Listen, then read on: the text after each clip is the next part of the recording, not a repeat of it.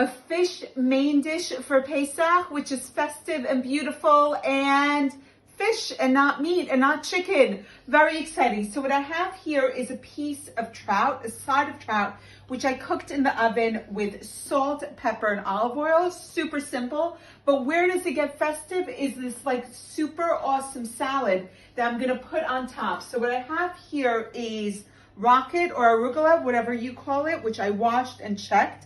And that's going on top of my trout. You may not see the trout at the end of this for all the awesome things we're gonna put on top, but bear with me. All right, what I have is fennel, which I sliced on a mandoline. So either one small fennel or a half of a large one. And fennel is interesting. It's got this like aniseed cinnamony, not cinnamony, licorice thing going on, which is a really good match with the trout. And then I have one of these big English cucumbers, which I slice super thin on the mandoline as well.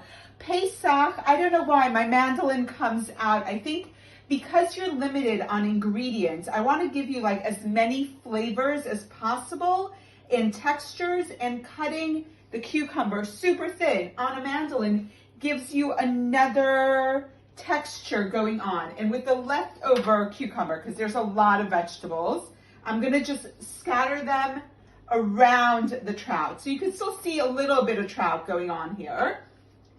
It was a very big cucumber, like seriously massive. All right, and now I have one blood orange, which I segmented. If you can't get blood orange, use a regular orange. And I just cut it out of the, you can see that's what's remaining, but don't throw this out, we're gonna need it. And one regular orange, same thing happened to the regular orange. Use 2 oranges, regular, blood orange, whatever you have going. This makes the best of like the new spring flavors with the fennel and some leftovers from winter with the oranges. And now take what's left of your orange and basically squeeze it everywhere.